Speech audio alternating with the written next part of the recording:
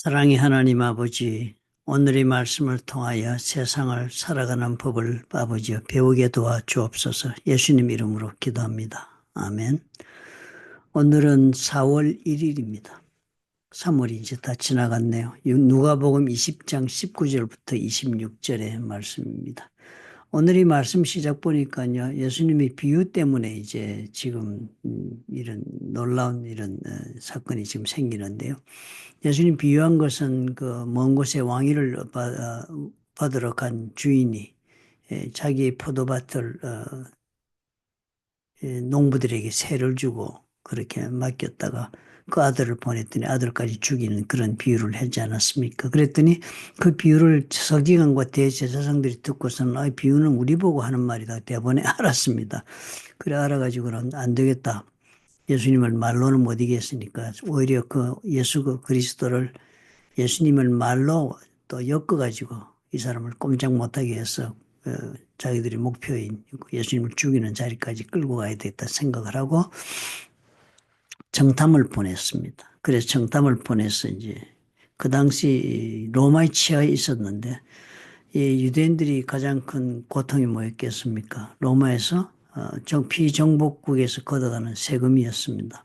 세금을 걷어가고 그 다음에 그 세금을 안 내면 군사적으로 압박을 가하고 이랬으니까 할 수 없이 세금을 다 내야만 되는 그런 고통 속에 살았잖아요. 그러니까 이제 그 문제를 들고 나온 것입니다. 가이사에게 세를 바치는 것이 가한가? 이 질문을 예수님에게 던진 것입니다. 이건 함정이죠. 그죠? 만약에 세금을 바치는 것이 가하다 그러면 유대인들이 등을 돌릴 것입니다. 예수님으로부터. 그걸 이제 대제사장들이 원하니까 지금 뭐 거대한 그 군중들이 뭐 예수님을 하나님 보내신 메시아라고 믿기 시작하고 그런 지금 사건이 벌어져 있지 않습니까? 그러니까 만약에 예수님이 로마에 세를 바치는 것은 그건 필요 없다. 거부해라. 안 바쳐도 된다. 그렇게 유대인들이 원하는 대답을 준다면 유대인들이 예수님으로부터 로마에 바치라 그렇게 말을 한다면 유대인들이 예수님에게 등을 돌리게 될 것이고 또 로마에 세금을 바치지 말라 그러면 당장 로마의 그 법을 어기는 것이 됩니다. 그죠? 그래서 어, 폭동을 주동하는 사람 혹은 또 내란의 주범자로 몰려갈 수 있습니다. 그렇게 몰아서 예수님을 죽일 수 있죠. 그러니까 이 질문을 던진 것입니다. 그런데 우리 주님이 참 지혜로운 대답을 한 것을 우리가 보지 않았습니까? 동전을 하나 가져오라 그랬더니 데나리온을 가져왔습니다. 데나리온은 로마의 은화거든요. 로마의 은화니까 거기에 마땅히 황제의 얼굴이 새겨져 있습니다. 로마의 황제를 우리 영어로 시저라 그러고 우리 그 성경에는 가이사 이렇게 적어놨습니다. 가이사가 영어로 시저죠. 그러니까 그렇게 된 것을 보니까 거기에 로마 황제 얼굴이 있으니까 이게 누구 거냐. 그런 황제의 화상이다. 그러니까 로마의 돈이니까요. 그러니까 그건 황제의 것이면 황제에게 바치고 하나님의 것은 하나님에게 바치라. 그렇게 얘기를 했다. 그래서 그들이 대답을 놀랍게 여기고 침묵했다. 이런 얘기를 적었습니다. 예수님이 이렇게 질문을 한 것은요, 그 유대인들이 그 당시에 생활을 하기 위해서 경제 활동을 하고 사니까 어차피 그들이 로마의 그 은화를 썼습니다. 그러니까 로마의 그 집 통치를 받아들이고 그 통치에 순복하고 살고 있는 증거가 그 코인을 로마의 동전을 쓰고 있는 것 아닙니까? 그러니까 이제 유대인들에게 이미 이제 그 제국의 그 지배를 받는 것을 너희들이 승인하고 살고 있는 것이니까 그 법들을 따라서 마땅히 세금을 내는 것은 옳다라고 예수님이 그렇게 얘기를 했지만 또 하나 더 중요한 것은 하나님의 것은 하나님에게 바쳐야 한다라고 분명한 얘기를 하신 것입니다. 사실 이 얘기를 보면요. 성경 전체에 보면은 로마서에서도 그렇고 위에 있는 권세 복종하라. 로마서 13장 1절부터 2절에 보면 각 사람은 위에 있는 권세들에게 복종하라 그랬습니다. 그러면서 권세는 하나님께로부터 나지 않음이 없나니 모든 권세는 다 하나님께서 정하신 바라. 그러므로 권세를 거스르는 자는 하나님의 명을 거스름이니 거스르는 자들은 심판을 자처하라. 만약에 그런 권세, 위에 있는 권세, 즉 로마 제국의 법을 어기고 저항하고 그러면 심판받는다. 그 제국의 심판을 받는다는 뜻이지요.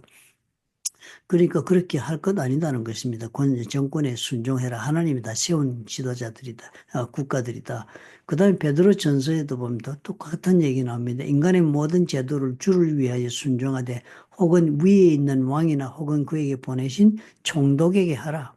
로마 총독에 순종하라고 그랬습니다. 베드로가 국가의 법과 제도를 존중하고 순종해야 한다고 가르칩니다. 언제나 그렇게 했습니다. 그런데 우리는 뭐예요? 정부가 악할 때는 그러면 어떻게 하느냐 하는 얘기. 정부가 나쁜 일을 할 때는 어떻게 하느냐.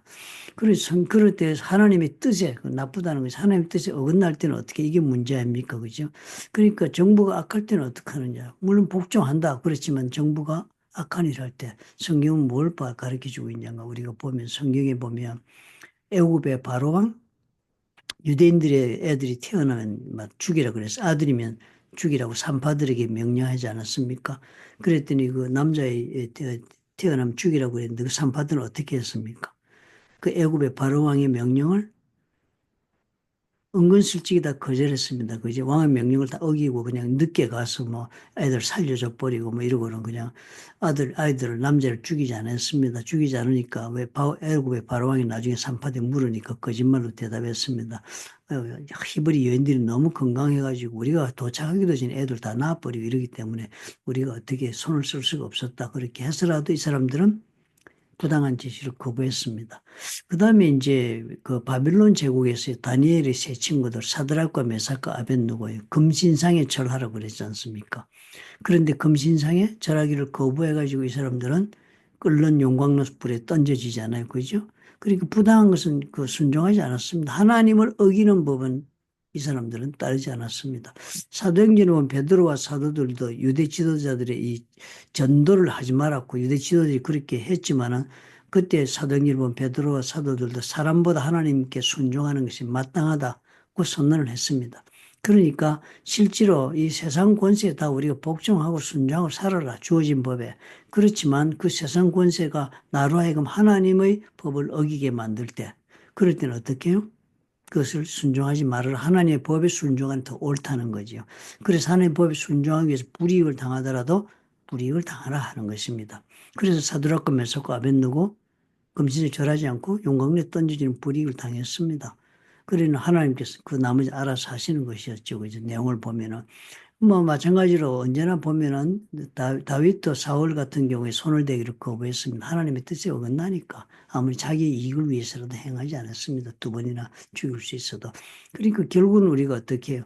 정부가 하나님의 정의와 일치할 때는 우리는 순종합니다. 그러나 정부가 악해서 하나님의 뜻을 거부하게 우리를 만들 때는 우리는 어떻게 해요?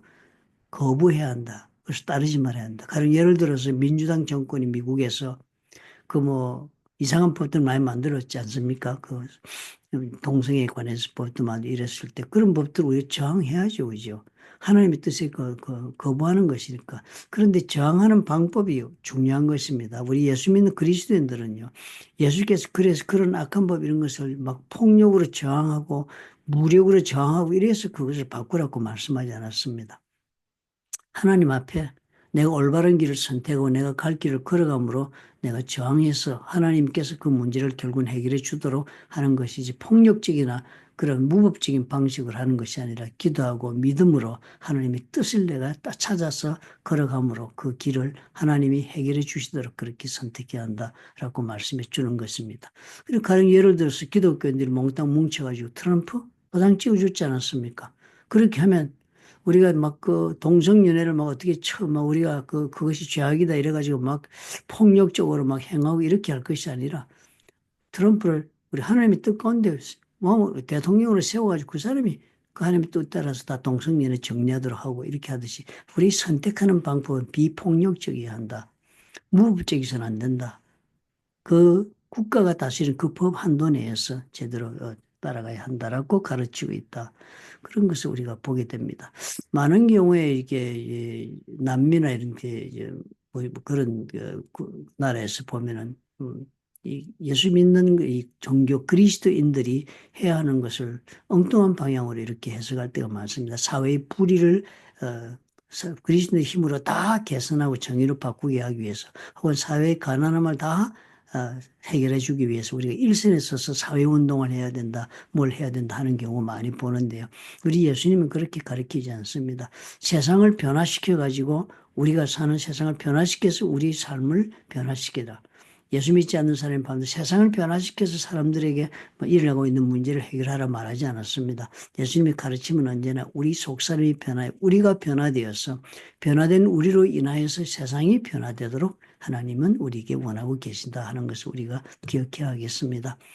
우리가 언제나 이런 논쟁거리에 휘말리기 쉽습니다. 논쟁을 위한 논쟁에 여러분 결코 빠지지 않으시기 바랍니다.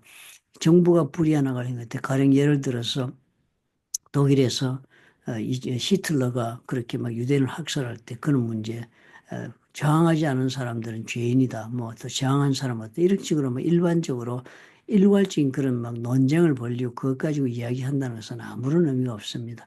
우리 주님께서는 그런 뭐 이 모든 문제에 관해서 폭력으로 우리가 우리에게 가해오는 모든 문제를 우리가 폭력으로 대항하여서 그것을 이기라 혹은 말아라 하는 문제에 대한 답을 찾으려고 우리가 애쓰기보다는 하나님께서 지금 우리에게 원하시는 것은 나에게 위해진 상부 권세가 하나님의 뜻에 맞는 한 순종하고 살면서 내 스스로는 어떻게 해요? 하나님의 말씀 가운데 내 자신이 변화되는 길을 통해서 내가 하나님의 성령의 사람이 되어서 살아감으로 세상이 변화되는 그런 하나님의 은혜를 입도록 우리가 선택하고 걸어가는 것을 원하셔서 가르치시는 말씀이지 그런 쓸데없는 논쟁, 정부가 악을 행할 때 우리는 어떤 행동을 선택해야 하는가에 대한 답을 우리가 논쟁하려고 그렇게 주시는 답은 아닌 것을 우리가 이해해야겠습니다. 우리는 세상을 세상적 방법으로 변화시키러 온 사람들이 아닙니다. 그렇다면 예수님은 어떻게 십자가에 달리시지 않았을 것입니다. 우리는 세상을 변화시키되 어떤 방법으로 예수님이 하신 방법으로 내 자신을 부인하고 내가 십자가를 지고 예수님을 따라 걸어감으로 세상을 변화시키게 하는 것입니다. 예수께서 십자가에 돌아가심으로 세상이 지금 변화되어 왔지 않습니까? 그리고 앞으로 주님 오실 때까지 변화되지 않는 모든 것들은 마지막 날에 심판받을 것입니다. 우리가 그 믿음을 믿고 우리는 예수님이 가신 모습대로 세상에 대하여 우리 살아가야 한다 하는 것을 언제나 판단의 기준으로 삼아야 하겠습니다. 좋으신 아버지 감사합니다. 허탄한 논쟁에 우리가 빠지지 않도록 도와주옵소서. 예수 그리스도께서 성경을 통해 우리에게 가르친 말씀을 우리는 분명히 깨달아 참으로 우리 자신이 먼저 변화되고 우리가 변화되어 세상의 소금과 빛의 역할을 함으로 세상이 하나님의 은혜와 아버지의 말씀 가운데 변화될 수 있도록 우리가 살아가야 함을 우리가 깨닫게 도와 주옵소서. 세상을 변화시키기 위하여 폭력을 행하거나 혹은 무법의 아버지 단체에 우리가 아버지 그런 것을 인정하는 사람들이고 그리고 또 그것이 정당하다고 우리가 옹호하는 사람들이 아니라 우리가 참으로 예수 그리스도께서 걸어간 모습대로 십자가에 돌아가신 예수님이 그 돌아가심으로 세상을 섬김으로 본인의 삶을 내어놓음으로 세상을 바꾸시는 역사를 이루어내듯이 우리도 그 길을 따라갈 수 있도록 하나님 축복해 주옵소서. 예수님 이름으로 기도합니다. 아멘.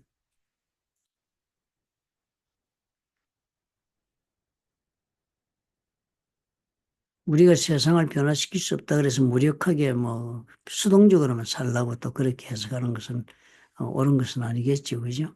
하나님께서 우리에게 정말 그리스도인으로서 적극적인 그리스도인의 모습으로 살아가면 그것이 바로 세상에 놀라운 영향력을 발휘하는 것입니다. 그렇게 하면 우리가 과연 논쟁을 하기 위한 그 논쟁에 휘말릴 필요 없이 세상이 어떠하든지 그때그때 그 세상의 모든 것을 우리가 성경의 역사를 통해서 보면 다 하나님의 섭리 가운데 그런 권세들이 있다는 것을 다 가르쳐 주지 않습니까? 그런 권리가 하나님의 섭리 가운데 있는 것을 인정하지 못했기 때문에 유대인들이 많은 고통도 겪었던 것을 우리가 예레미야서를 보면 압니다. 바빌론 70년 간 것들 하나님의 섭리 가운데 가서 보내도록 하기 위해서 세상의 권세가 다스리게 만들었습니다. 그래서 예레미야의 입을 통해서 수십 번 저들에게 말했습니다. 70년 포로로 가라고. 그런데 그들은 결국 그것을 거부했습니다. 왜요? 하나님이 자기들을 선택한 백성이고 족속인데 결코 우리를 버릴 리가 없다는 잘못된 믿음이 있었습니다. 하나님이 저들을 버리시고 이미 심판하시고 계신 것을 잘못된 그런 믿음으로 죄를 짓고 회개하지도 않으면서 하나님은 우리를 도우신다는 잘못된 믿음으로 저항하다가 결국은 애국까지 가서 죽었습니다. 많은 사람들이. 우리 그런 것을 보면서 정말 우리 신앙이라는 것은 결국 내 자신을 부인하고 십자가를 지는 것이 되어 있지 않는 한 어떤 세상에 무슨 뭐 변화를 위한 이런 논쟁을 벌리지도 말고 또 생각지도 말아야 되겠습니다. 먼저 내 자신이 나를 부인하는 사람, 십자가를 진 삶을 살고서야 그 다음에 세상의 문제를 보고 입을 열도록 하면 성경적인 답을 우리가 반드시 할 수 있을 것입니다. 그렇지 않고 답을 하다 보니까 논쟁을 불러일으키지요.